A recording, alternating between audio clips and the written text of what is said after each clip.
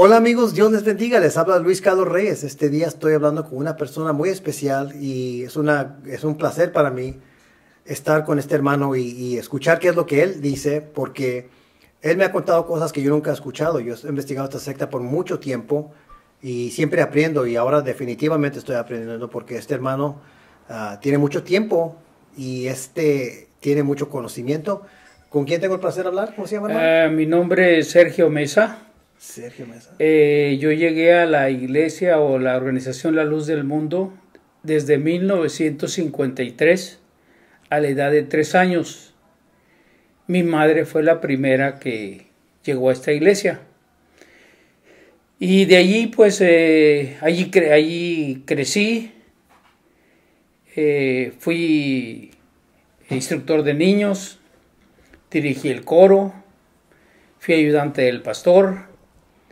Después fui misionero, después me casé y fui pastor desde 1970 hasta 1986.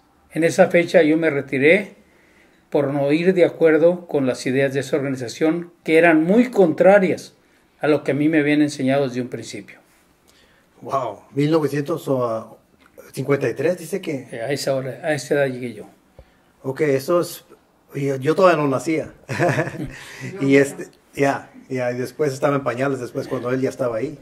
Así que para mí es un placer hablar con usted, porque no siempre me encuentro con personas que tienen tanto tiempo, que estuvieron tanto tiempo en esa iglesia. ¿Usted entonces estaba ahí cuando estaba Aarón o no? Cuando yo, que yo me acuerdo de mí, ya estaba el señor Aarón al frente de esa iglesia. Me tocó conocerlo, inclusive como un dato medio chusco, un día que él vino a visitar Mexicali, yo lo esperé allí especialmente en la puerta de su casa con un cajoncito de chainear los zapatos, esperándolo especialmente porque para mí era una bendición darle chaina a los zapatos del apóstol. Y me tocó. En cuanto llegó, lo abordé, le pedí sus zapatos, le di brillo a sus zapatos y me acuerdo que me dijo que Dios te pague. Wow, eso es hace mucho tiempo. Y antes de que continuemos, aquí tenemos una audiencia ahora. También queremos saludar a la audiencia que está aquí. Hola. Hola. Y a ver si van a escuchar comentarios también de ellos, porque estoy seguro que también van a tener preguntas. Ok, ¿y qué es lo que... ¿Por qué no nos cuenta de cómo fue su vida en La Luz del Mundo cuando empezó? ¿Cómo eran los años tempranos? ¿Qué fue lo que miró que se le quedó en la mente? Bueno, primero quiero hacer mención que esa iglesia fue construida como una pirámide donde el trabajo era llegar a una casa y controlar a los cabezas de esa casa.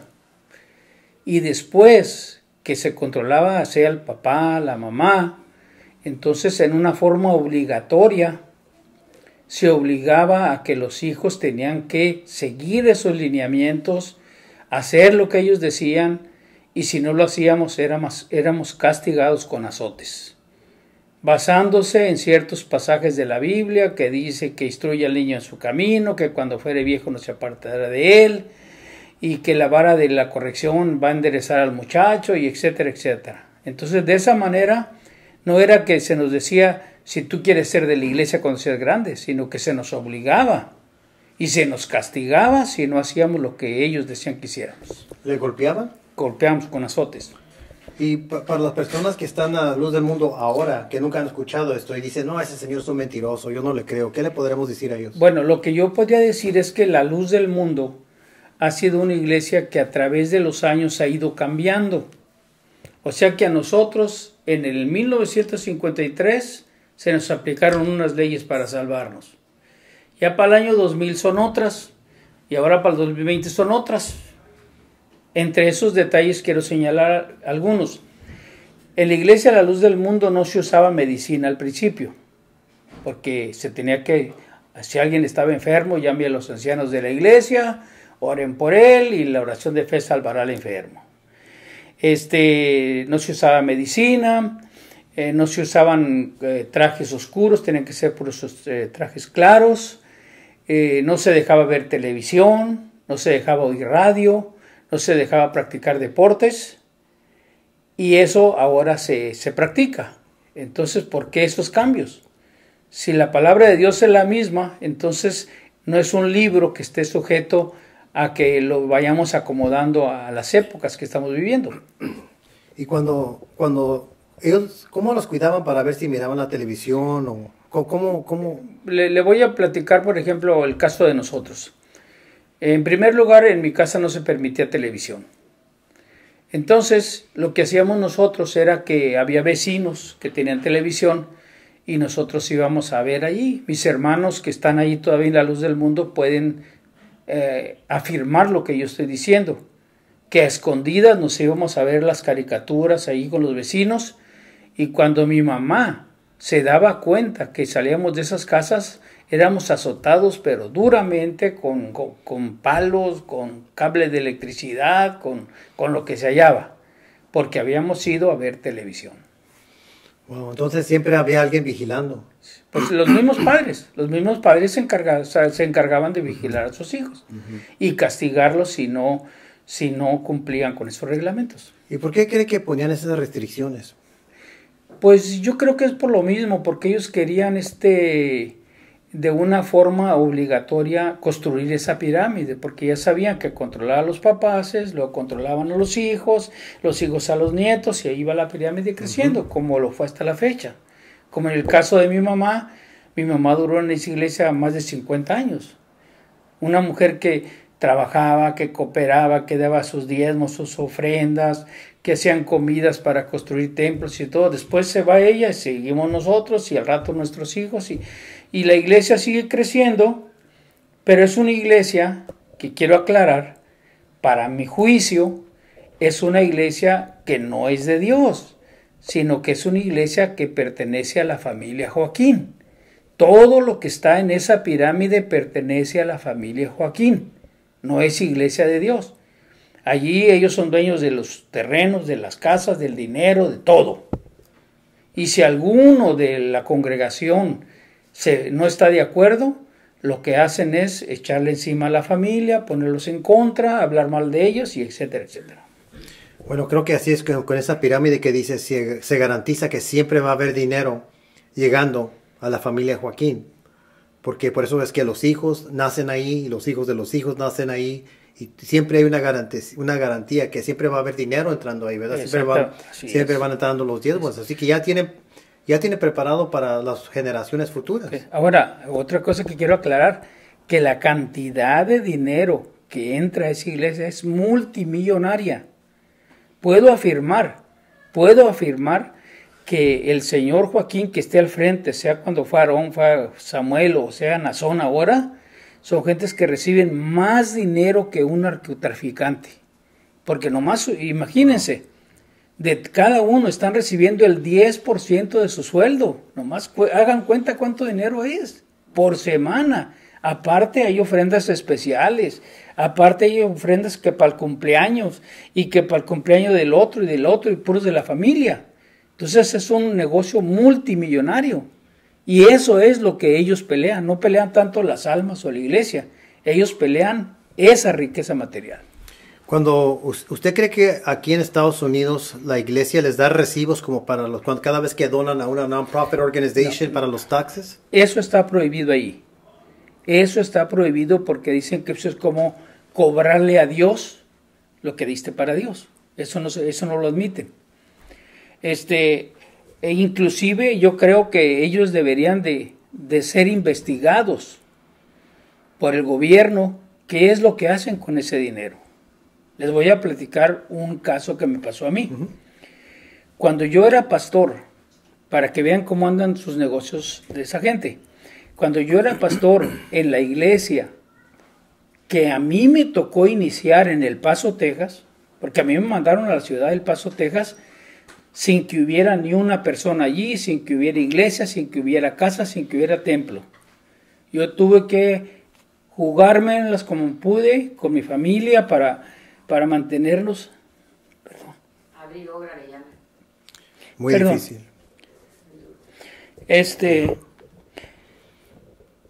Se está recordando. entonces,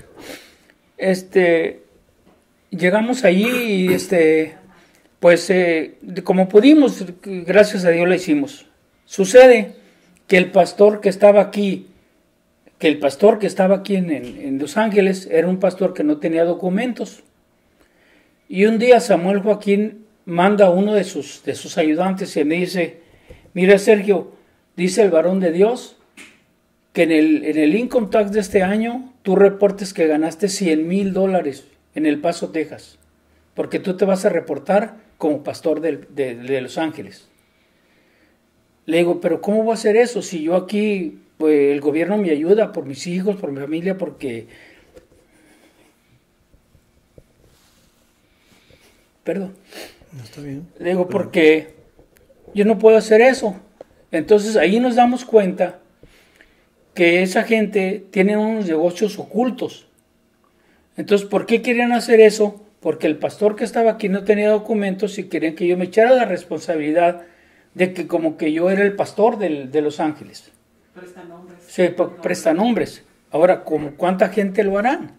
Yeah. Entonces ellos no dan recibos, no quieren que se dé recibos y lo consideran hasta una falta y inclusive la gente no lo hace porque consideran que es un pecado. Cuando usted estaba ahí, ¿usted miró que se transportaba dinero? Mire, qué bueno que toque ese tema, Luis Carlos.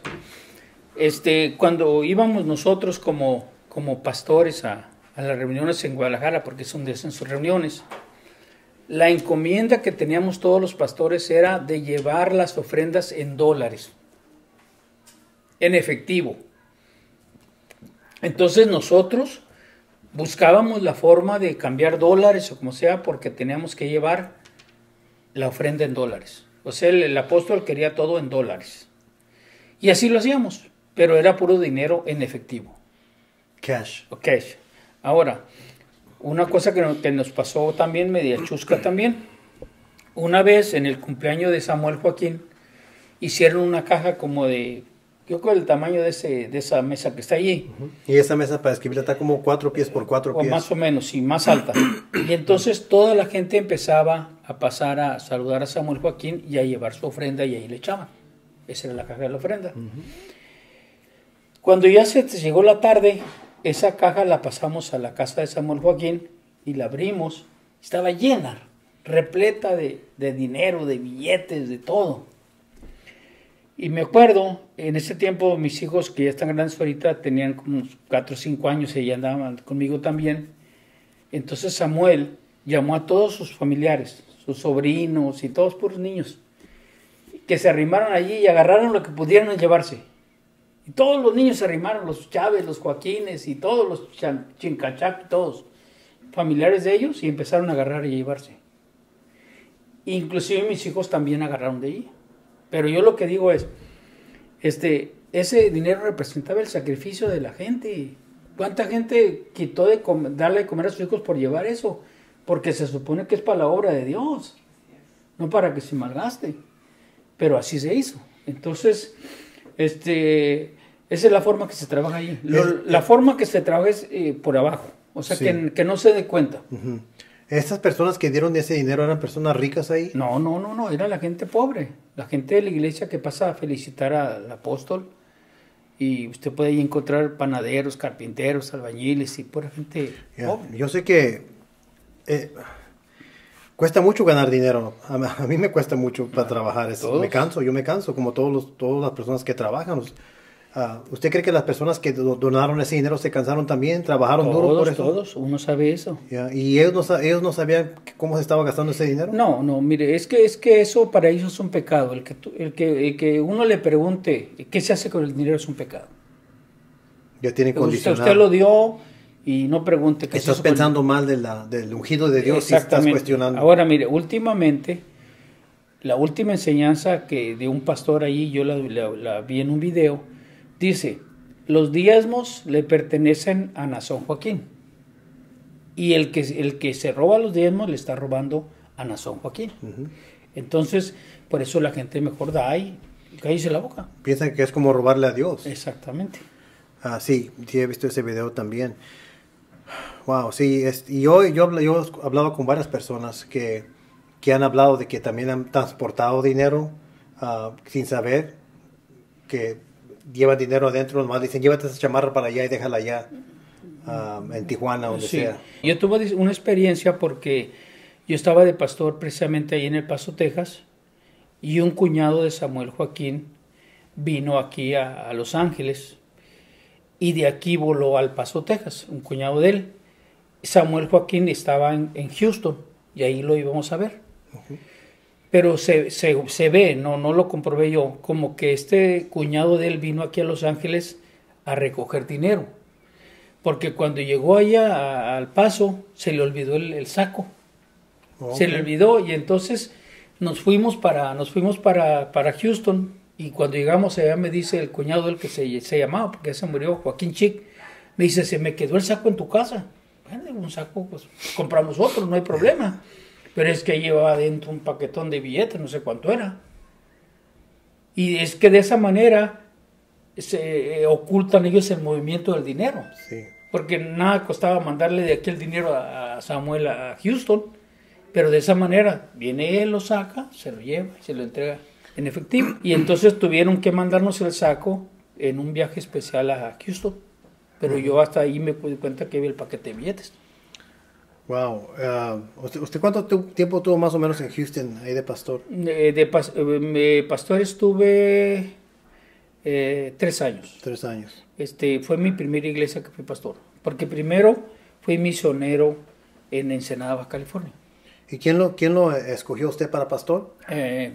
Bueno, mire, es un proceso de preparación. Por ejemplo, si usted está como yo, que me crié en la iglesia, desde niño me empiezan a dar lugares allí en la iglesia, y luego que lo ponen a llevar explicaciones o servicios o lo que sea, y ya de repente pues ya el más grande honor que se tiene ahí en la luz del mundo es que te digan, el apóstol de Dios puso los ojos en ti. Ese es lo máximo, que te digan, el apóstol, fíjate que habiendo tantas muchachas y habiendo tantos muchachos, puso los ojos en ti. Entonces, cuando me dicen a mí, el apóstol de Dios puso los ojos en ti para que le ayudes en la obra, pues yo me creí que me había sacado el número gordo de la lotería. Algo muy grande. Uh-huh. Ajá, eso, pues era un honor. Sí, exactamente. Wow. Y luego otra cosa, fíjese que cuando a mí me mandaron, porque yo estudié en México y yo quería trabajar, hacer una vida normal, y había muchos que andaban alrededor del pastor ahí. Dije, pues a ellos los van a mandar de pastores, porque yo no quería, a mí no me gustaba. Y entonces un domingo, dice el pastor, vamos a orar para poner en las manos de Dios a un hermano que vamos a mandar a Ensenada. Ensenada era un lugar que apenas había 2 gentes, no había iglesia. Ahorita está un templo, no allí, pero a mí me tocó comprar esos terrenos. Wow. Yo fui y les conseguí un bloque entero porque se haga la iglesia allí. Wow. Okay. Bueno, se para el pastor y dice, vamos a poner en las manos de Dios a un hermano que vamos a mandar mañana a Ensenada, porque ahí también se enseña que tiene que obedecer. Uh-huh. Porque si no obedece, está desobedeciendo a Dios. Entonces, yo estaba en el coro cuando dicen, pásale hermano Sergio allá al frente para orar por él. ¿Cómo que yo? Si a mí ni me han preguntado. Pues ni modo, tengo que obedecer. Pues eso fue el domingo. Para el lunes ya me llevaron para Ensenada. Y me dejan allí sin dinero, sin casa, sin nada. Y mi casa ahí fue un carro viejo donde dormía. Y un hermano que nos prestaba un cuartito ahí para hacer oraciones. Un hermano. Yo recuerdo a mi papi que iba a visitarme. Ajá, visitarme. Ajá, exactamente. El papá de ella me iba y me visitaba. Entonces, allí un muchacho joven también que se llama Armando Pérez, que todavía es pastor allí. Él era más chico que yo y se quedó conmigo para que no me quedara yo solo. Y dormíamos en un carro viejo. Y de allí en el día salíamos a visitar gentes y un señor nos prestó un cuartito, empezamos a hacer cultos. Total que como al año pues empezaron a abrir unas colonias y ahí agarramos una colonia entera, una cuadra entera para la iglesia y es donde está el templo ahorita ahí en Ensenada. Ok, la hermosa provincia. La provincia que está ahí. Entonces, ya para entonces, al año que yo fui misionero allí, yo llegué allí más o menos como en mayo del 78. Fui ahí, tenía 18 años. De mayo del 78 a agosto de 1970, yo ya había conseguido esos terrenos, ya tenía gentes, ya estaba todo organizado. Entonces, en agosto de 1970, porque esa es otra práctica que se usaba, no sé si todavía se use, de que el apóstol te escogía a la esposa. Ese es otro punto, pero ahora mi pregunta es esta. ¿Por qué el apóstol no le escoge las esposas a sus hijos? ¿No las escoge? No, a ellos no. ¿Quién escoge las esposas? Ellos las escogen. Los hijos de él, sus esposas, ellos. Entonces, si es una revelación divina, esa es mi pregunta. Si es una revelación divina, si Dios lo inspira a que me busque a mi esposa, ¿por qué no se le busca a sus hijos? Wow, yo no sabía eso. Bueno, eso es, Ahora otra cosa, antes que se me olvide. Todo pastor tenía prohibido comprar una casita en Guadalajara para cuando iba a las reuniones. Prohibidísimo. Que porque el siervo de Dios no debe tener nada. Y en cambio, en la calle Pablo Valdés, hace un edificio grandísimo, tipo condominio, para una casa para cada uno de sus hijos. Con criados y todo, de lujo. ¿Y por qué los pastores, que son los que salían a trabajar, a sacrificar su familia, todo, ahí no tenían derecho a nada?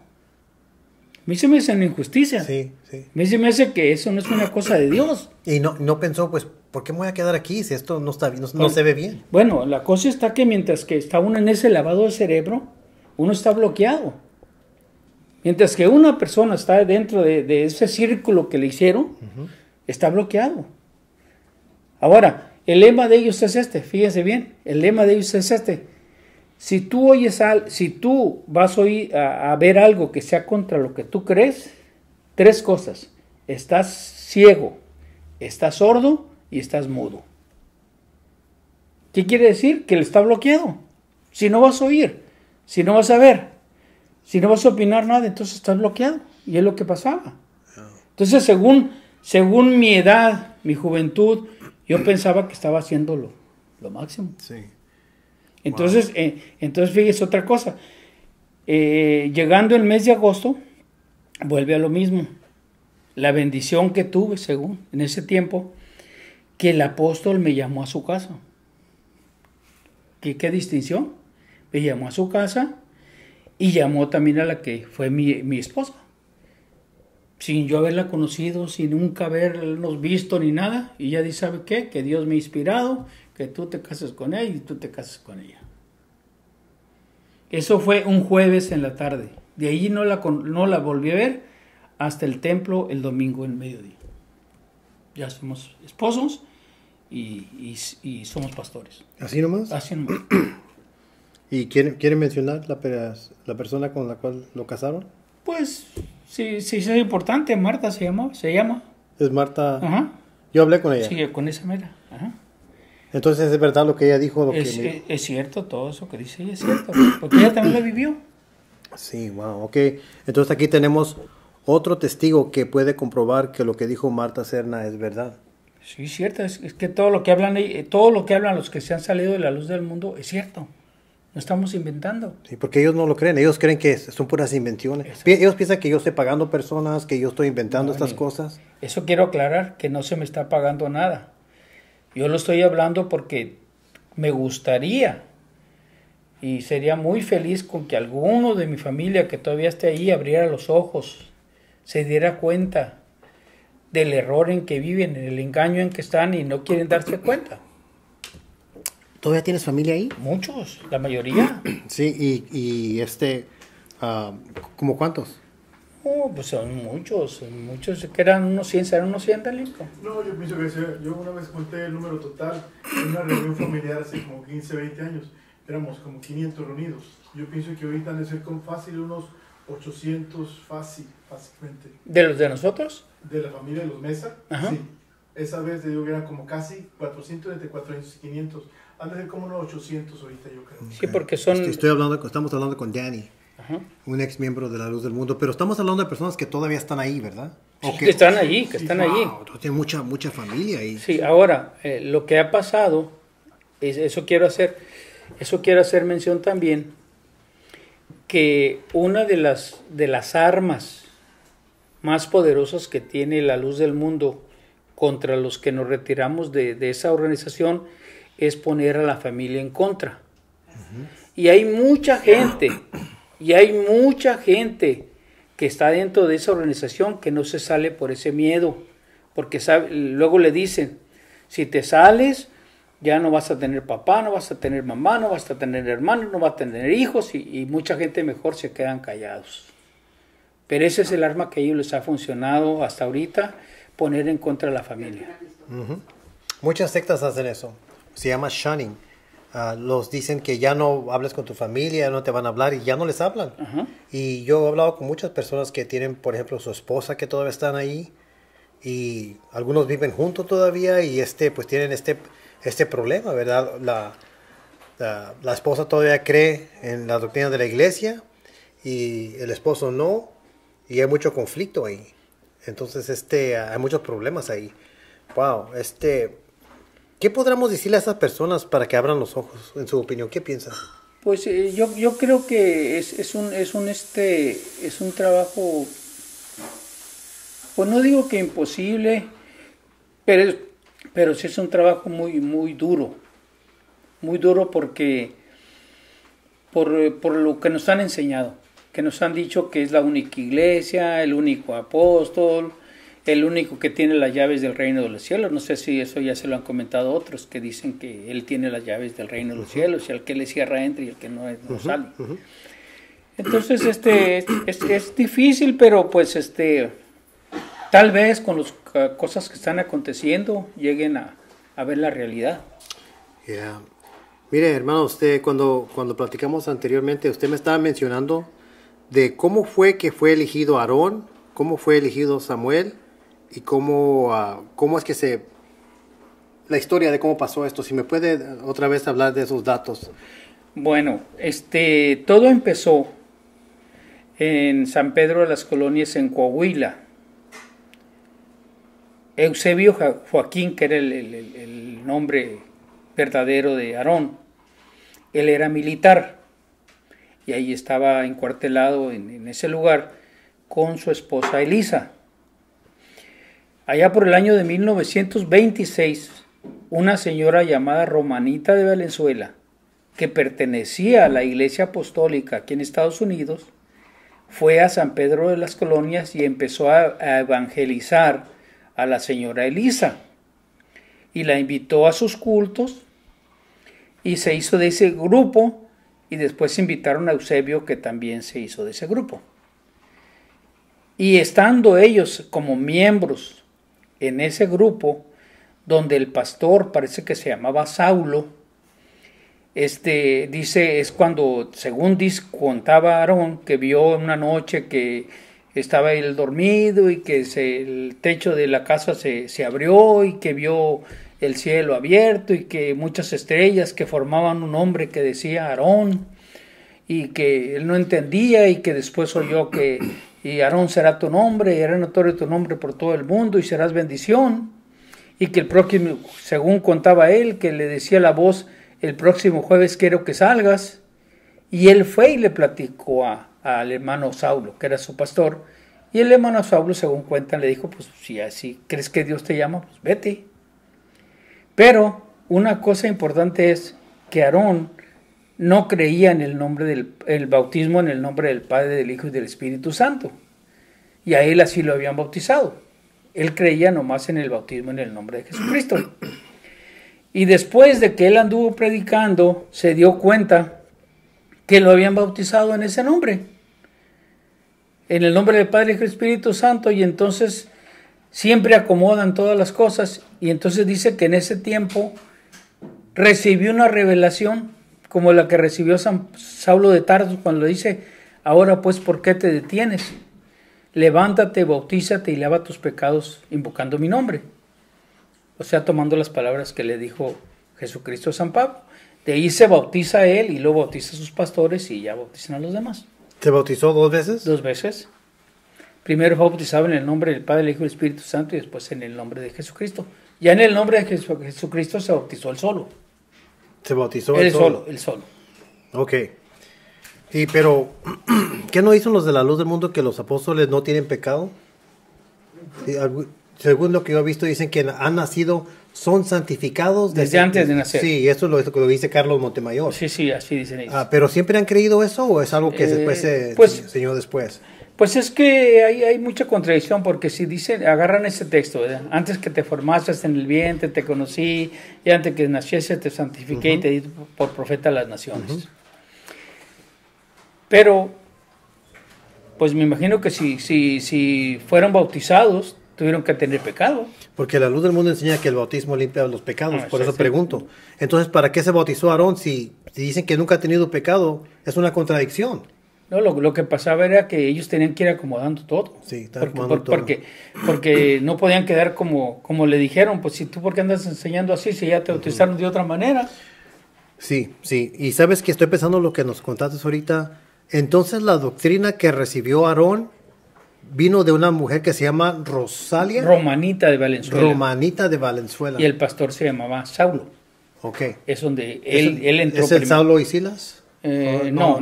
Saulo y Silas era ya en la Biblia. Ok, los sí, cantaban, pero según ellos... Nomás era Saulo. Según ellos, pero había 2 personas que no... Yo he escuchado la historia que de la iglesia evangélica... ¿Cómo se llama? La apostólica. Sí, ellos cuentan la historia. Hay un libro, no sé si tú lo hayas visto, que se llama 50 años de Pentecostés en México. Ajá, no lo Allí leído. menciona. Okay. Ahí menciona todo. Lo voy a revisar. Pero es de la iglesia apostólica. Ok, es muy interesante. Yo tenía esos libros, fíjese, yo los tenía, pero cuando yo me retiré de la luz del mundo me los robaron de mi casa, en Guadalajara. ¿Se los robaron? Sí, se desaparecían todos esos libros. Yo los tenía porque yo fui a la convención apostólica a conseguir uno. ¿Y quién piensa que se llevó los libros? Pues los mismos, porque yo le vendí tenía una casa en Guadalajara, se le vendía a un pastor, y cuando ya fui yo a recoger mis cosas ya no estaban esos libros. Wow. Entonces, ¿la doctrina que recibió Aarón la recibió de una mujer? Esa fue la primera que le habló. ¿No fue una doctrina revelada por Dios? Pues eso es lo que dicen ya después. Pero si yo lo que vuelvo a aclarar otra vez. Si era una doctrina revelada, ¿por qué ha ido cambie? Sí, entonces, ahorita le da una revelación Dios, hagan esto. Y luego a los 10 años, siempre no, ahora hagan esto otro. Yeah. Entonces a usted lo sacrificaron por unas cosas y el otro ya no. Sí. Como ahorita, sin agraviar el presente, todos tenemos televisión. Y en aquel tiempo era un pecado de muerte. Ahora, estaba prohibido los árboles de Navidad, las luces de Navidad. Todo eso estaba prohibido, los regalos, todo eso es prohibido. Entonces, ¿por qué ahora sí lo hacen? Es lo que digo. Porque ahora sí se hace. Entonces, ¿por qué aquellos antes era malo, ahora no es malo? Sí, ¿y qué pasó con las personas que murieron haciendo eso antes, en sus pecados? Sí.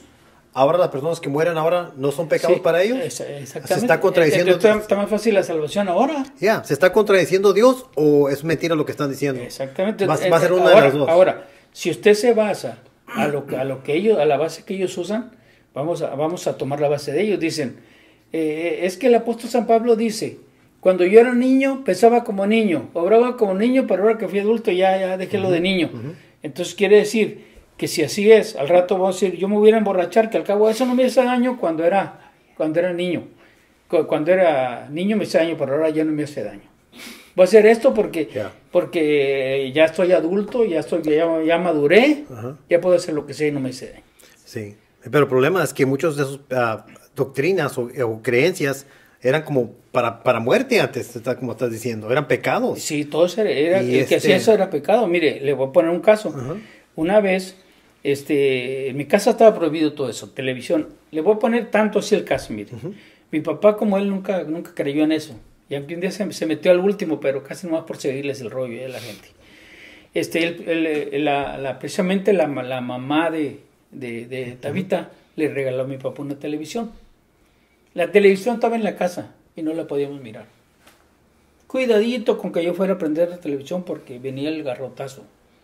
Así luego, habiendo la televisión en la casa. Entonces, ¿por qué en ese tiempo era así? Porque ahora sí se puede. Sí. La idea de golpear a una persona por no obedecer las reglas de una secta, eso es uno de los puntos que se ve con el modelo BITE, que es un modelo psicológico que usan los psicólogos para determinar cuándo es una secta.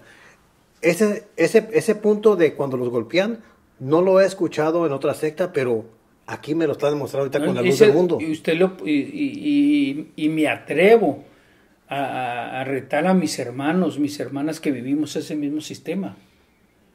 Mire, otro caso le voy a platicar. Mire, una vez una de mis hermanas, porque estaba prohibidizo que se hiciera un peinado, que se hiciera un chino, eso era pecado mortal. Un día mi hermana, precisamente la mamá de Mali, Uh-huh. se puso los cabitos de aquí, enrollárselos así, mire. Uh-huh. Y llegó mi mamá y la vio. Y como no pudo más, mire, agarró una tina de esas donde lavan la ropa y así con ella le dio en la cabeza. ¿Sí? Y no le estoy mintiendo. Para que vea hasta dónde llegaba el extremismo, un extremismo. Pero si en esos tiempos, si un esposo, hay que decir que la esposa prende la televisión y la agarran, ¿ellos golpearían tu esposa? También, si lo hacen, a quien sea. Y el marido se va a quedar en más parado, sí, golpear a mi esposa. A quien sea. O sea que ahí está primero lo que dice la iglesia. Ahí no importa lo que usted crea, lo que usted quiera. No tienes control. Ahora, mire, vamos para allá. Toda persona que esté en la familia, sea hijo o hija, llega a cierta edad y no quiere ser de esa iglesia, lo corren de la casa. Uno de ellos fue mi hermano Héctor, ahí está todavía. Y él puede atestiguar lo que yo estoy diciendo. Él ya trabajaba, pobrecito, ayudaba a mi mamá. Y nomás porque no quería ser de la iglesia, no era mal muchacho. Nomás porque no quería ser de la iglesia. Le dijo, ¿sabes qué? Ahí está tu ropa en la puerta, te puedes ir. Así nomás. Es así nomás. Y mi hermano ya se iba a ir. Ya estaba listo para irse cuando viene en ese tiempo Aarón con su gente allí, hizo una reunión y hablaron con él y ya lo convencieron y se metió. Pero ya estaba corrido. Wow. Y les he platicado yo a mis parientes de que una vez una de mis hermanas en el Día de las Madres llegó y le llevó un regalo a mi mamá.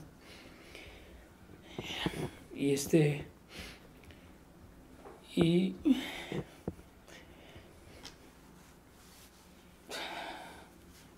me acuerdo que llegó y tocó y le llevó un regalo el Día de las Madres y mi mamá le dijo, ¿sabes qué? No te recibo tu regalo. Hasta que tú vayas a la iglesia, pides perdón y sigas adelante, si no, para afuera. Entonces, son casos que yo viví. No son casos que me han platicado, que me han contado, que ese era el sistema. Uh-huh.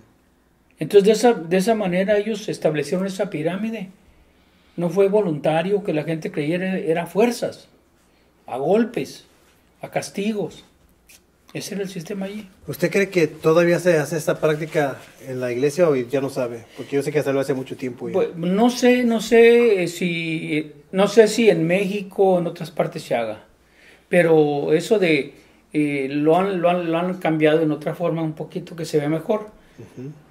Uh-huh. Le decía yo a usted en ratos que hablaba anterior que a nosotros se nos enseñó desde niños que la Biblia es la palabra de Dios y que es la única y suficiente regla de fe.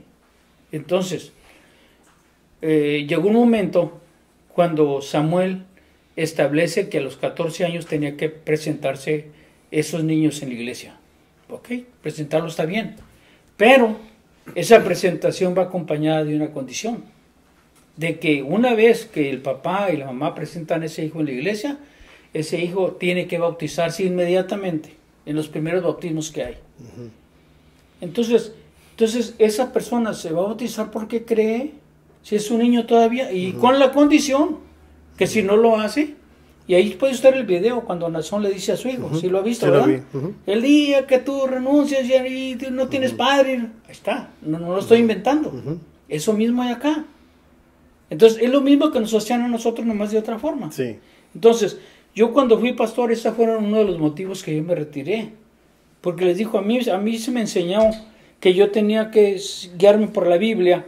Es algo que yo anduve peleando, que me expuse a que me mataran, me metí en las iglesias y platicaba con pastores, calaba gente y nos apedreaban y nos golpeaban por la palabra de Dios. Y ahora me están saliendo con que a los 14 años les digo, ¿de dónde sacaron de eso de la Biblia? ¿Dónde la Biblia dice que el muchacho tiene que presentarse a los 14 años y que ahí tiene que hacer una decisión de bautizarse o no bautizarse? ¿De dónde? ¿Dónde está en la Biblia eso? No, pero no está en la Biblia, pero dijo el apóstol. Entonces, o es de Dios o es de los hombres. Y ahí cambia. Exactamente. Ahí cambia. Que viene siendo lo mismo. Entonces, muchos, si yo les preguntara aquí a mis sobrinas, ¿se bautizaron? ¿Por qué?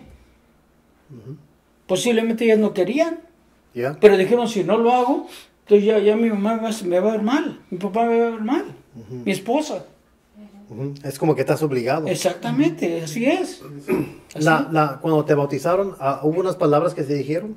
Eso que le dijo. Pero te decían En nombre de Jesucristo. y pero después, ahora como dicen, ahora dicen, Igual. pero mencionan, y el apóstol que ha sido enviado de Dios. No, el asunto está así, dicen así, mira, yo te bautizo en agua. No, primero dicen, conforme a la autoridad que yo he recibido del apóstol de Jesucristo, yo te bautizo en agua para el perdón de tus pecados y mi Señor Jesucristo te bautizará con Espíritu Santo y fuego. Esa es la Ya, y todas las palabras no se ven en la Biblia. ¿sí? Bueno, exactamente. Eso es algo que ha inventado la luz del mundo. Sí, exactamente. Con la autoridad que me ha dado un apóstol. Ajá, exacto. ¿Ves cómo enlazan ahí eso? Sí. Como hacía el caso, tú estás reconociendo la autoridad del apóstol. Ujú, y se lo pregunta desde antes. Ya. Y se le pregunta Ahora, antes, ajá. A través del tiempo, cuando yo era joven todavía allí, nos concentrábamos mucho en la Biblia, en enseñanzas de la Biblia. Ahora, a partir de Samuel y Nazón, se ha concentrado todo en la pura elección. La lección. Sí, elección y buscando textos que ni van. Le voy a citar un caso y está en un video, Ajá. donde un pastor, que para mí no llegan de ovejas, pero son pastores. Ok. Dice, porque hijo nos es nacido. Y luego dice, hijo nos es dado y llamarás su nombre Dios fuerte, Padre eterno y príncipe de paz. Y ese texto se lo empiezan a aplicar a Nazón o a Samuel. Si ese texto es para Jesucristo, eso no es para ellos. ¿Eh? ¿Pero por qué se lo aplican? No, y todos dicen, amén, gloria al Señor. Pues están fanatizados. Se está refiriendo a Isaías 9:6. Ajá, sí, exactamente. Y ¿se recuerda del caso de Guillermo Victorín? Ajá, sí. Guillermo Victorín le aplicó ese texto a Samuel Joaquín y dijo, esto va a ser una bomba. Que nos oigan decir Yo lo oí. que el hermano Samuel es llamado Dios fuerte en medio del pueblo. Esto va a ser una bomba. Bueno, nosotros hicimos un video de eso. Yo lo vi. ¿Qué están diciendo? Esas son estupideces. ¿Cómo que él es...? Pero nadie dijo nada hasta que después le llamaron la atención. Y lo quitaron. Pero si no hubiéramos dicho nada, todavía estuvieran diciendo las mismas tonterías. Y muchos textos, como ese texto que dice, mi amado es blanco y rubio, señalado entre 10,000 y su cabeza es como el oro, su esplendor es como el sol, se refiere a Jesucristo. Todos esos textos. Se los ponen al apóstol. O sea, todos al apóstol. Ya. Entonces, Wow. ahora, no sé. Y tú cuando estabas ahí, tú conociendo la Biblia y sabiendo que se refiere a Jesús, ¿qué pensabas cuando... ¿Qué están haciendo? Esto se refiere a Jesús. ¿Qué pensabas tú? Precisamente por eso me salí. Porque yo no podía estar aceptando esas ideas, esos reglamentos, cuando yo sabía que iban en contra. Para empezar, yo a mis hijos nunca los presenté a los 14 años. Y era pastor. Y yo nunca los presenté. Y todos los pastores, no, porque el apóstol dijo, pues hagan ustedes si ustedes quieren. Pero yo veo que no está bien. A mí muéstrame en la Biblia que a los 14 años hay que presentarse a los niños, yo lo llevo. Pero no está. Y así como eso, hay muchas otras cosas más. Sí. Por ejemplo, mire, uno de los puntos claves, fuertes que usábamos nosotros, cuando nos metíamos a las otras iglesias, era de que en las otras iglesias se predicaba por un salario. O sea que un pastor tiene un salario. Y nosotros agarramos el texto de Jesucristo. Dice Jesucristo, yo soy el buen pastor el buen pastor su vida da por las ovejas. Y el asalariado, que no es el pastor, que no tiene cuidado de las ovejas, ve que el lobo viene y las deja, porque él lo que busca es su salario. Entonces nosotros nos metíamos a las otras iglesias y le decíamos, ¿su pastor tiene salario? Pues que sí, pues está mal. Porque un pastor debe predicar por amor. Ya. Porque Jesucristo no vino predicando por dinero, él pedía por amor. Ahora, fíjese los argumentos que usábamos. Y así es. Jesucristo cuando mandó a sus apóstoles les dijo, no lleven bolsa, ni alforja, ni segunda moda para el camino. Y dice que los mandó. Y cuando vinieron les dijo, oigan, cuando los mandé sin bolsa, sin alforja, sin dinero para el camino, ¿les faltó algo? Dijeron, no. ¿Por qué? Porque si Dios cuida de las aves, Él cuida de ellos también. Y yo se lo puedo decir por experiencia, porque yo estuve en lugares donde no había nada. Posiblemente Daniel también lo puede decir. Porque nos fuimos enviados a lugares donde no había nada y no nos morimos de hambre. Porque no faltaba un corazón ahí, pero no porque uno, hermano, que necesito dinero, mándenme un salario. Porque nosotros andamos trabajando por amor. Sí, sí. Ahora, y conocías la Biblia. Ahora otra cosa, déjenme comentarle cómo estuvo todo ese cambio. Eso es lo importante. Sí. Cuando yo empecé de pastor, nosotros recogíamos todo el dinero de la iglesia. Y de ese dinero que recogíamos, usábamos para comer, para vestir, si es que había, si es que había. Y lo que sobraba se lo mandábamos a Samuel. Por acá, como en el año de 1985, cuando ya la iglesia creció, cuando ya había dinero, ¿por qué cuando Samuel, cuando nos mandaba a levantar obra, no decía, les voy a comprar un terrenito, alguna cosa, para que hagan una iglesia? Nomás váyanse, a ver cómo les va. Cuando ya hubo dinero, nos mandó una carta a todos los pastores. Y decía así, y le voy a aclarar, esa carta no quisieron que yo me quedara con ella. Pues ya notaban desde ese tiempo que yo no estaba muy de acuerdo. Sino que mandaron a un pastor que me la leyera y se la llevara. No, ¿sí? Sí. Y en esa carta decía, yo, Samuel Joaquín, apóstol de Jesucristo, les quiero decir que Dios me ha bendecido en abundancia, ya tengo para vivir lo suficiente todo el resto de mi vida. Y Dios me ha inspirado que de aquí en adelante ya las ofrendas no las va a recoger el pastor. Dijo, ahora se va a hacer una caja con llave, se van a nombrar 3 personas de la iglesia, que son los que van a encargarse de agarrar ese dinero cada semana, hacer un reporte y me lo van a estar mandando a mí. Ese dinero contado se lo van a entregar al pastor, pero el pastor tiene la obligación de cada mes reportarme a mí lo que le dieron y lo voy a comparar con lo que me mandaron sus hermanos. Si no sale de acuerdo es que se está robando el dinero. Ahora, ¿por qué? Pero fíjese una cosa, dice, y no lo hago por mí. Así dijo, no lo hago por mí, yo ya tengo. Dijo, ese dinero que me manden ustedes, que le llamaban a ellos el remanente, así le llamaban, el remanente, ese dinero se va a guardar por si alguno de ustedes un día se enferma, un día ocupa una hospitalización, nomás nos hablan y mire, es para ustedes. Bueno, los mensos así creímos, disculpen la palabra, pero mensos ahí creímos y empezamos a hacer eso. En esos días, de tanto que yo predicaba, porque como me mandaban a levantar iglesias, yo tenía que hablar todos los días. La garganta, entonces se me dañaron los nódulos de la garganta y me quedé mudo. Entonces le mandamos avisar a Samuel, que había dicho que ese dinero era para cuando ocupáramos. Y le mandamos decirle que, bueno, pues, porque un día fui a Ciudad Juárez y me oyó un doctor. Y me dice, ¿por qué hablas así? Le digo, no, pues, pues no sé. Le dije, ¿qué haces? Le dijo, soy pastor. Ah, dijo, ya sé lo que tienes nódulos en la garganta.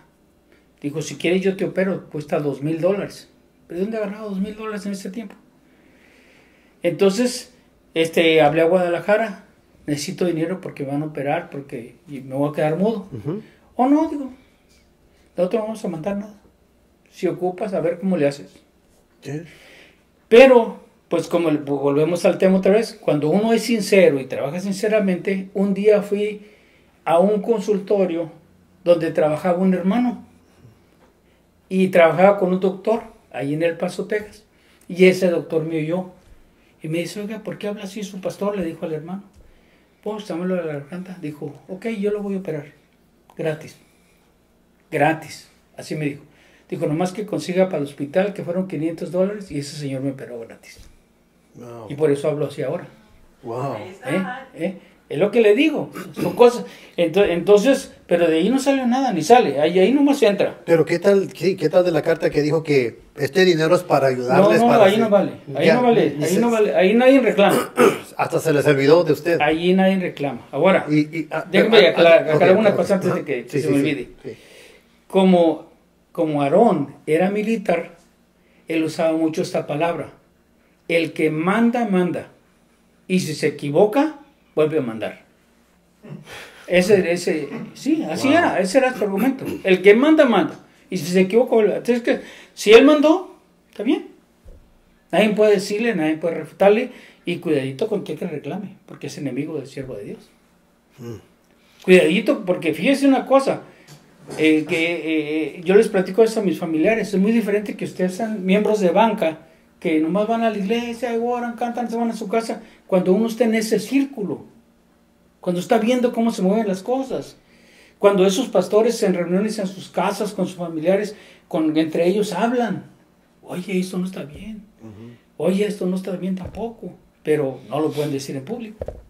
No pueden, están atrapados. Exactamente. Ahora, la mayoría de pastores que hay allí no tienen oficio ni beneficio.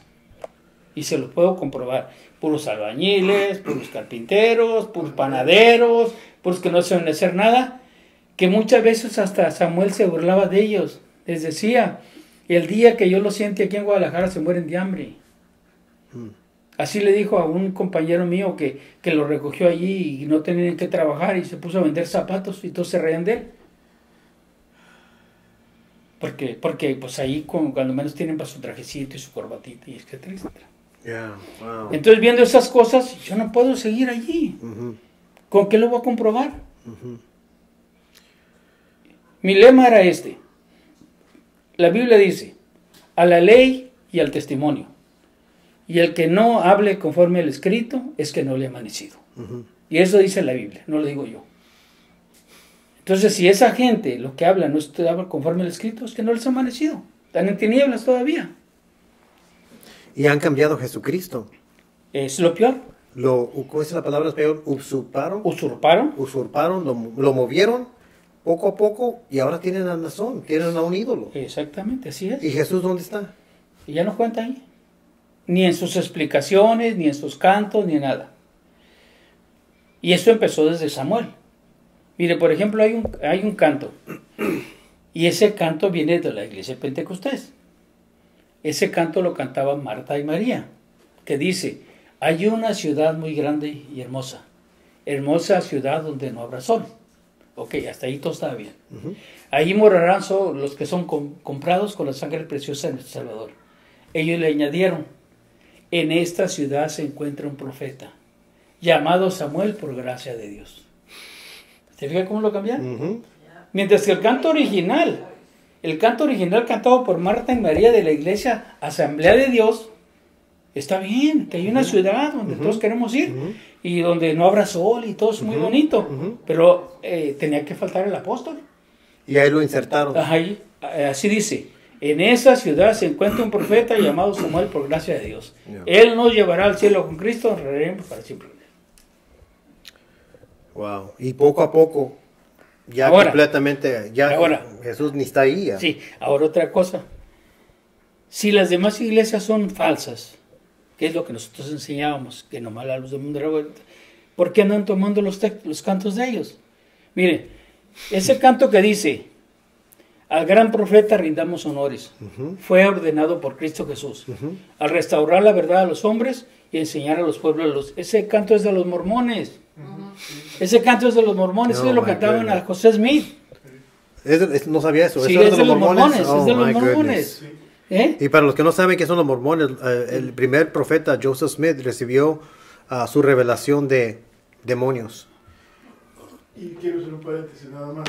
Ese es el único canto de elección que se cantaba. Antes. Era el único canto. No había ninguno de elección, propio de la iglesia. Era el único. El único. Nada más eso. Y la gente lo canta como que alguien allí en la iglesia lo recibió, pero es de los mormones. Wow. Ellos son los que lo cantaban en el coro ese bonito que tienen los mormones, Sí. y lo cantaban a José Smith. Wow, lo voy a buscar porque lo quiero ver para enseñárselo. Al a gran las profeta personas. rindamos honores. El canto también creo en ti, de Manuel Bonilla.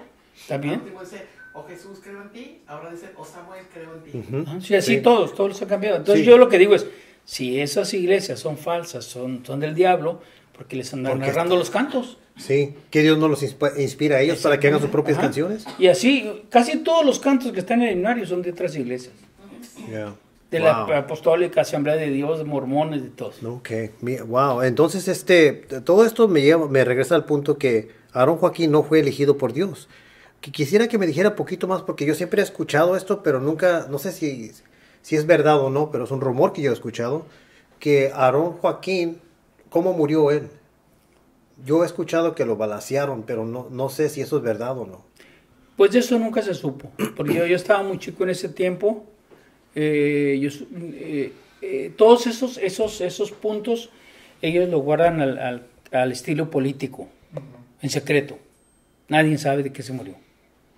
Nadie sabe de qué se murió Samuel, saben que tenía cáncer y eso, pero nadie, que usted oficialmente digan un boletín que diga falleció el día fulano o de esto. Creo que ahí es importante ver, porque ellos siempre contaban con un registro civil, amparados por el gobierno, en la misma provincia, para que ellos pudieran registrar las causas de muertes que ellos quisieran. Así que Sí. nunca pudimos saber. Nunca se cómo pudo tenían verificar. secreto y ellos ponían Sí, lo que ellos querían. porque esa es otra cosa, como dice Daniel. Por ejemplo, miren, en el caso mío se cometió otra infracción, porque mi ex era ciudadana americana. Ujú. Ella no se podía casar en México. Pero el juez de registro civil era hermano. Ajá, Y como dijo el apóstol, pues casarlos. así nomás. Ujú. Pero legalmente no se puede hacer eso, porque ella ocupa una carta del gobierno de Estados Unidos. Wow, ok. Y cuando los casan también incondicional, no siguen la ley de la tierra, porque ni siquiera saben con qué se van a casar hasta que los llaman el nombre ahí. Primero se casan en la iglesia y después al mes, 2, 3 meses, 4 meses, los van a casar por civil. Sí, sí, porque no pueden casarlos antes, porque, por ejemplo, yo fui, en el caso mío, fui el tercer grupo de incondicionales. Primero fue Pablo Gutiérrez, que es el papá del muchacho ese que habla en nombre de la iglesia. Ese es papá de él o abuelo, no sé. Fue el primero. Eso fue en el 68. Luego en el 1969 fue casado David Venegas y Pedro Moreno. Y en el 70 fui casado yo y Roberto Armenta. También por órdenes de él. Wow. Usted dice que era incondicional. ¿Usted? Incondicional. ¿Sí? Bueno, nosotros fuimos los primeros incondicionales. Usted era uno de los originales. Originales. Wow. Ahora, eso causó problemas con los pastores viejos. Porque los pastores viejos decían, bueno, ¿por qué le llamas incondicionales a ellos? ¿Y nosotros qué somos? Si vamos a donde tú nos mandas, hacemos lo que tú dices, ¿por qué esos son incondicionales y nosotros no? Digo porque yo platicaba con pastores viejos, de los meros grandes de la iglesia, fueron mis amigos. Yeah. Ahí estaba Ignacio Castañeda, Antonio Adán, José Chávez. Ahora, volviendo a ese tema, ahorita que me acuerdo, una vez hablando con José Chávez, para que vea cómo está el negocio ahí, José Chávez, no sé si usted lo ha oído mencionar, Creo que sí. José Chávez era el esposo de una de las hijas de Aarón, pues María Joaquín. Amigo mío, muy buena persona también, un día hablando conmigo me dice, la iglesia es una herencia que su padre les dejó a ellos, o sea, refiriéndose a su esposa. Entonces, si él es un pastor de los grandes, de los doctores de la ley, ¿de dónde se está basando para decir que el apóstol les dio una herencia a sus hijos? La iglesia, si la iglesia no es de él. Ahora, no, si dijera, está saliendo de una persona de abajo, de las bancas, pero de un maestro de la ley, de un doctrinador de la iglesia, decir que Aarón les heredó la iglesia a los hijos. Yeah. Entonces, todas esas cosas yo las iba juntando. Todas esas cosas que yo iba viviendo en el transcurso de este tiempo, yo las iba contando. Bueno, aquí dijo esto, aquí pasó lo otro. Entonces, ¿dónde está la iglesia de Dios? Yeah. A lot of red flags. Yeah. Y se estaban acumulando todas las cosas que estaban mirando. Se estaban mirando hasta que al fin, wow, sus Sí. ojos se abrieron. Exactamente. Sus ojos se abrieron. Mire, otro caso que me tocó también con Samuel. Y parece chisme, pero es verdad. Una vez fuimos a Ciudad Juárez. Yo era el chofer de él. Ahí en Ciudad Juárez estaba de pastor un pastor que ya falleció también, se llamaba José Aguilera. Entonces, había muchas iglesitas ahí en Ciudad Juárez. Y había una iglesita nuevecita. Y estábamos en el carro allí, y íbamos de salida. Y se acerca el pastor José Aguilera y le dice, hermano, allá está una iglesita chiquita que quieren conocerlo, quieren verlo. Está bien, hermano, le dice, está bien, hermano, vamos a tomarlo en cuenta. Nomás cerró la ventana, me quieren mandar, yo no sé para qué, porque no se lo dice en su cara. Porque detrás de él empieza a hablar. Yeah. Y sabe qué hizo de puro coraje. Pues se presentó ahí en ese y dejó la iglesia grande sin nada. Nomás porque él decía. Y así es. Yeah. Son cosas que yo viví, que yo anduve ahí. Yeah. ¿Usted nos puede contar un poquito cómo fue la elección de Samuel Joaquín? ¿O cómo me platicó un poquito de si fue una revelación de Dios a Samuel Joaquín o cómo realmente fue la situación cuando estaba ahí también Francisco Méndez y lo que me platicó cuando estaban ahí arriba de los dos? Sí. ¿Puede hablar un Bueno, poquito de mire, eso? hay una cosa que primero hay que entender, para entender todo esto.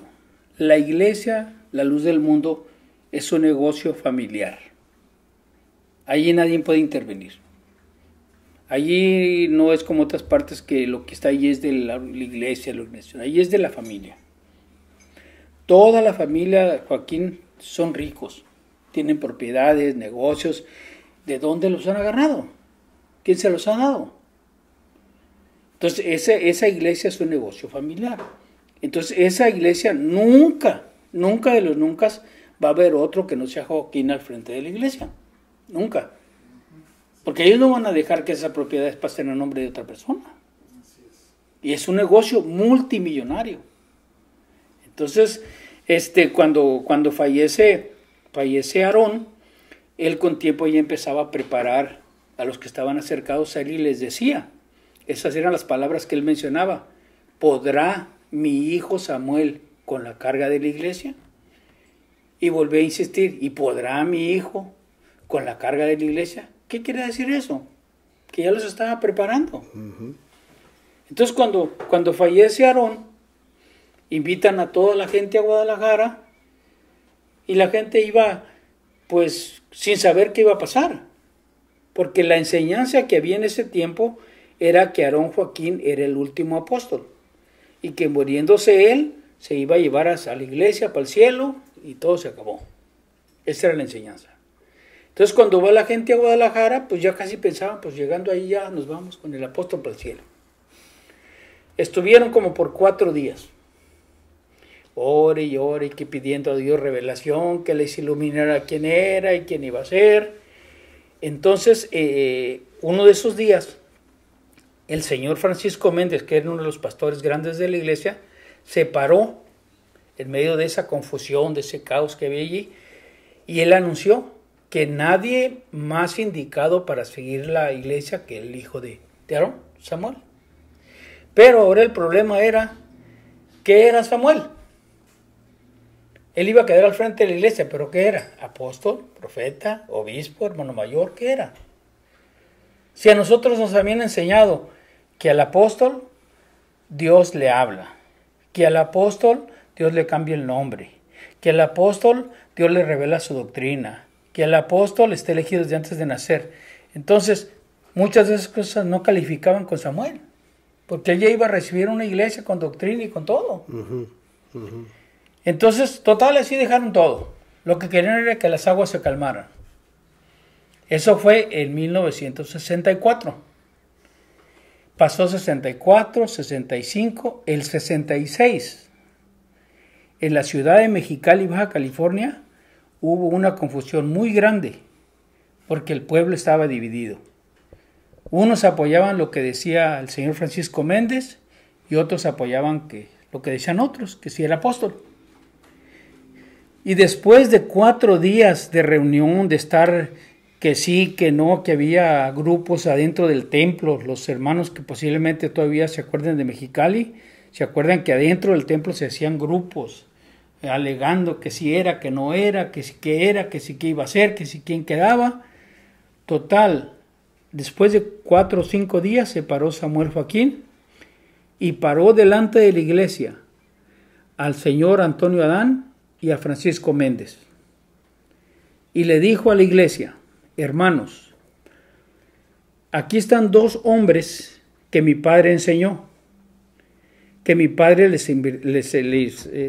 dio su doctrina, pero ahora veo que uno piensa de una manera y otro piensa de otra. Y entonces, preparando a la gente, le preguntó a Francisco Méndez: hermano Méndez, ¿usted quién cree que sea yo? No, pues el hermano Méndez siguió con su teoría. Para mí usted es mi hermano mayor, es el obispo, es el encargado de la iglesia. Y entonces le pregunta a Antonio Adán, le dice: ¿y usted quién cree, hermano Antonio, que yo sea? Y Antonio Adán le dijo: yo creo que usted tiene la suficiente autoridad para llevarnos al reino de los cielos. Y entonces ya Samuel dijo: pónganse de pie los que crean que yo soy siervo de Dios, y levanten la mano los que me aceptan ustedes como enviado de Dios. Y total, en ese momento Francisco Méndez se sale de la iglesia, va a la casa pastoral, recoge sus cosas y se va. Pero después de eso vienen las represalias. Francisco Méndez se robó lo de la iglesia, Francisco Méndez le gustan los hombres, Francisco Méndez hizo esto, que ahora lo compruebo yo que no era cierto, pero era una forma de ponerlo en contra de la gente, porque mucha gente de allí lo apoyaba. Yo hablé con él, yo hablé con él. Exactamente. Me dijo también que él pensaba que él iba a ser el siguiente apóstol, pero... Pues es que había una... Pues no había una cosa firme, porque eso nunca se había tocado ese tema. ¿Quién iba a quedar? ¿Un pastor de los más viejos o quién? Entonces, ¿quién eligió a Samuel para ser apóstol? Pues es que mire, usan el mismo argumento. Yo lo pienso así, yo lo catalogo de esta manera. Si usted lleva a una persona y la pone en un lugar y no le da de comer por unos 5 días, a los 5 días empieza a tener alucinaciones. Empieza a haber panes, empieza a haber comida, empieza a haber agua, empieza a haber... Tacos, sí, exactamente. Entonces, ¿qué pasa? ¿Qué pasa ahí cuando llevan a la gente por 4 días y los tienen ore y ore y cante y cante y que nos vamos a quedar solos y que qué va a pasar? A los 4 días empiezan a que yo vi que el cielo se abrió y que yo vi a Samuel, lo vi con una aureola y que yo vi que de su boca salían perlas y... Pero ¿cuándo a un apóstol se le eligió así? ¿Cuándo a un apóstol cuando San Pablo dijo: no, pues yo soy apóstol porque el hermano vio perlas que salían de mi boca? ¿Cuándo? San Pablo afirmaba su apostolado con bases, con argumentos. No que otro. Él no decía: yo soy apóstol por fulano, por sutano. Y Pablo siempre era cristocéntrico. Toda la atención se la daba a Jesús. Todo. No se la daba a él. Acuérdate, hay un lugar donde fue Daniel hace poco de vacaciones, donde les querían ofrecer ofrendas y dijeron: señores, a nosotros no nos den esto, porque eso no nos pertenece a nosotros. Entonces, ahora con Nazón pasa lo mismo. ¿Qué hacen? Llevan a la gente, ahí la tienen, orando, y al rato ya empezaron: no, pues que uno tuvo un sueño, y que otro... ¿Qué clase de lección es esa? Y luego sale, cuando anuncian a Samuel, a Nazón, salen con un papel. Y está leyendo de un papel. Bueno, que no era una revelación, que acaba de llegar una revelación, y ¿quién la escribió? Ahora, él cuenta, yo lo oí cuando él habló: en ese momento de sufrimiento, yo estaba orando cuando oí una voz que me dijo: Nazón, ¿por qué lloras? Tú eres el elegido. Qué bonito decir así. Pero ¿dónde está la prueba? Ahora, la prueba de eso lo estamos viendo en lo que está pasando. Entonces, ¿se equivocó Dios con elegirlo? No. ¿Se equivocó Dios con ponerlo al frente de la iglesia? Ahí se ve claramente que esa elección no es de Dios. Sí, Esa elección ahí está claro, ahí están los frutos. Hay los frutos. Eso mismo lo decimos nosotros en la doctrina. Por su fruto los conoceréis. Y que un fruto tiene que dar esto y este tiene que dar lo otro. Pero ellos dicen, no, esto es un complot, esto es una conspiración contra... O sea, ellos dicen siempre que es inocente hasta probado culpable. Y sí, esto es lo que se sí, así la se ley. enseña la ley, Ajá. sí. Pero ellos no creen eso. En verdad, lo que ellos creen es inocente aunque lo prueben culpable. Sí, sí. Porque donde dice hasta, en ese punto ya debes de parar de creer que él es inocente. Porque si lo prueban culpable, mira, inocente hasta probado culpable. Eso quiere decir que hasta ese punto, si lo prueban culpable, es culpable. Pero los de la luz del mundo no creen eso. Lo que ellos creen es inocente aunque lo prueben culpable. Porque no importa qué es lo que diga, ellos van a seguir creyendo. Sí, en ahora, eso. mire, otra cosa, que ya que tocamos ese tema. Quieren justificar lo que le está pasando a Nazón con lo que le pasó a Pablo, con lo que le pasó a Juan que fue desterrado en la isla de Patmos. Pero fíjense una cosa, la diferencia. Juan no fue desterrado a la isla de Patmos por pederastra o por cosas malas. Dice que él fue desterrado por la causa del evangelio. Por eso fue desterrado. Qué bueno que Nazón hubiera estado en la cárcel ahorita por causa del evangelio. ¡Qué bendición! Porque mismo la palabra de Dios dice, ninguno de vosotros sufra como borracho, como malhechor, o por meterse en negocios ajenos. Dice, porque si alguno sufre injustamente, dé gracias a Dios por eso. Entonces, Nazón no puede dar gracias a Dios porque él no está allí por la causa de Dios. Él cometió un delito y lo tiene que pagar.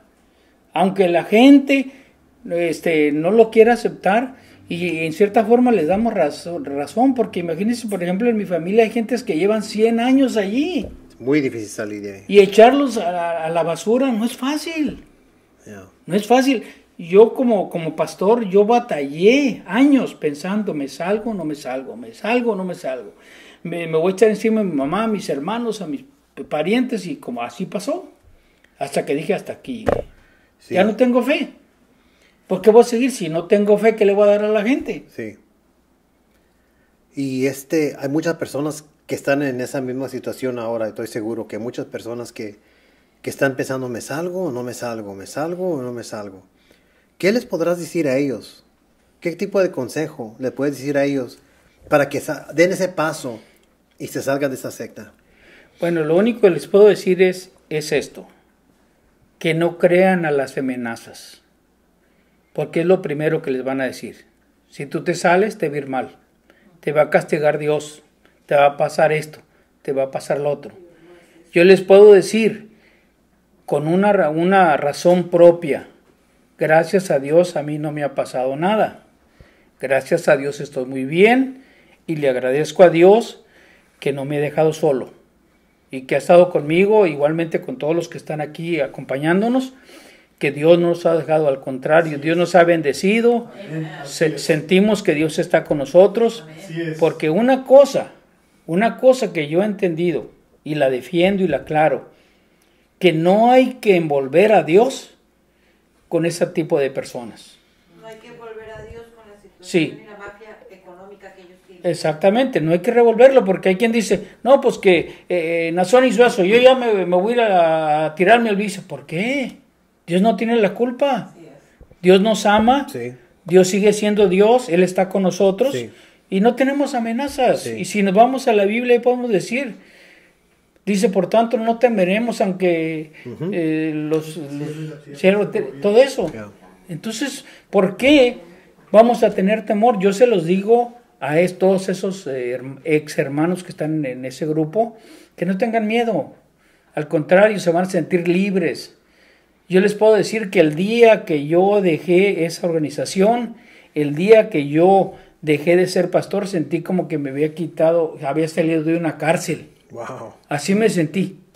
y hasta la fecha me siento libre por la gracia de Dios. No digo que soy un santo ni que soy perfecto, pero me siento muy confiado, muy a gusto. Mi esposa puede decir, yo todos los días hago mi oración, le agradecemos a Dios por la comida, por el trabajo, por la salud, por los hijos, inclusive oramos por esos que están allá adentro. Porque a nosotros Dios no nos ha enseñado a odiar. Dios no nos ha enseñado a odiar. Si ellos nos odian a nosotros, nosotros no. Nosotros los amamos y queremos que abran los ojos y queremos que abran la mente y que vean en la situación en que están. Por último, quiero decir, muchos dicen que Naasón está en la cárcel como Saulo y Silas, pero Saulo y Silas no estaban en la cárcel por andar haciendo cosas malas. Vean la Biblia, léanla, y ahí dice que había una mujer que adivinaba y que les daba mucha ganancia a los que la explotaban, y cada vez que pasaba Saulo y Silas se acercaba y les decía, esos son los siervos de Dios que anuncian el evangelio del reino de los cielos, hasta que los enfadó y Pablo reprende el mal espíritu y aquella señora ya no adivina y se les acabó el negocio y los meten a la cárcel. No era por causas malas, no era porque andaban haciendo cosas malas. En cambio, van a la cárcel. ¿Cuántos abogados ocupó San Pablo? ¿Cuántos buró de abogados? Búsquenme los mejores para que me saquen. No, ahí fue diferente. Ahí dice que Saulo y Silas cantaban himnos y a la medianoche un ángel vino y les abrió las puertas de la cárcel para que se salieran. ¿Ha hecho eso Naasón? ¿Por qué Naasón tiene que recurrir a los abogados? ¿Que no tiene el abogado en el cielo? ¿Que no tiene las llaves para abrir el reino de los cielos y no puede abrir la llave de la cárcel? Entonces, abran los ojos. No estamos inventando. Si ustedes, como hermanos de la luz del mundo, se basan en la Biblia, vean lo que dice la Biblia, léanla. Y ahí se van a dar cuenta que todo esto que estamos hablando ahorita es verdad y que lo que le están enseñando allí no es cierto. Estoy pensando en lo que estás diciendo. ¿Por qué Naasón no usó abogados de la propia luz del mundo para defender contra estos cargos específicos? Al menos que no tengan abogados que defiendan ese estilo de caso, porque eso no defienden. El hecho que Naasón está buscando a especialistas en ese caso, para mí me indica que estos cargos son legítimos. Exactamente. Aparte de que no tiene la capacidad de defender tremendas acciones que tuvo él contra lo más sagrado que tiene Dios, que son los niños. Entonces ahí se ve claramente, Wow. Se ve claramente que ahora otro detalle, los millones de dólares que le están sacando a la pobre gente para estar pagando a sus abogados.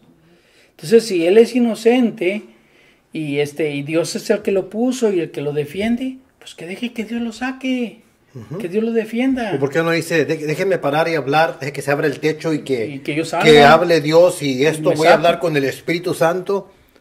No haces nada. No hace eso. No. Entonces ahí es donde la gente debe de abrir.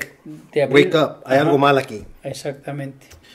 Ok, hermano, yo sé que podemos hablar toda la noche. A ver si otro día no podemos hacer otro si está aquí en la área. Cuando yo aquí vivo, está No, en la sí, orden. Cuando perfecto. guste, tiene su Perfecto. casa, podemos seguir hablando porque hay mucho de que... Sí, puede ir también en un Eh. estudio, ya podemos hacer una grabación en el estudio. Podemos hablar de los casos de pedestría que fui testigo ahí también.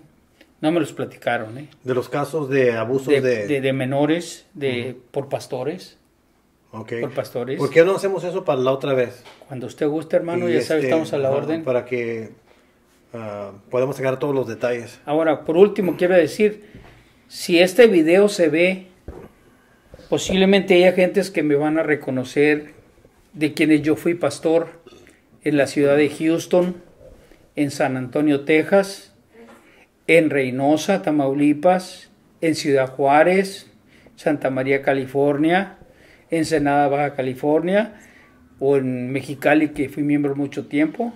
Pueden reconocerme y piensen en lo que les digo. Y ustedes juzguen si estoy bien o estoy mal. Y cualquier cosa que te pase. Esta persona no es una persona cualquiera, es una persona que ha estado muy adentro de esta secta, tiene mucha experiencia, tiene mucho conocimiento. Si ustedes no le creen, yo no sé qué decirles a ustedes que están viendo este video, que todavía están ahí en esa secta. Esta es una persona que estaba ahí desde 1953, 1953. Yo todavía ni nacía. Y hasta los 1986. Nomás pónganse a pensar cuánta experiencia tiene, cuántas cosas ha visto. Yo sé que hay muchas cosas más que puede hablar, estoy seguro. Pero vamos a hacerlo el otro día. Pues, si necesitamos agarrar más información y miramos esos temas que usted está hablando, creo que será muy interesante. ¿Quiere decir alguna cosa al final? Pues lo último, eso de desearles a todos mis ex colegas de la iglesia y pastores, especialmente a los pastores viejos que están todavía en la iglesia, que no se callen. Ahí hay pastores viejos. Está Antonio Adán, está Sergio Martínez, está Leandro Ramírez, está Job Zamora. ¿Por qué se callan? ¿Por qué no hablan? ¿Por qué no cuentan, así como yo lo estoy contando, de todas las cosas o cómo se maneja en realidad esa iglesia? Uh-huh. Si de veras ustedes aman la iglesia, las almas, la obra de Dios, hablen. Ahora, si ustedes tienen miedo de perder su trabajo, pues ya es otra cosa. Uh-huh. Ya eso no tiene que ver nada con Dios. Si ustedes saben que si hablan, como se acostumbra ahí, los van a echar fuera y de qué van a vivir. Pero no se les olvide, ustedes mismos lo enseñan. Dice la Biblia, mozo fui y he envejecido y no he visto justo desamparado ni su simiente que mendigue el pan. Amén. Amén. Amén. Muchas gracias, hermano. Muchas gracias. Dios le bendiga. Dios le bendiga a todos. ¿Quieren hacer comentarios de ahí de las personas que están aquí mirando? Yo no sé. Lo quiero abrir para ustedes. Si me permiten nada más un comentario, y creo que una de las razones por las que muchos no tienen, los tienen controlados a muchos pastores, es de que a los pastores no los tienen asegurados con beneficios sociales conforme marca la ley.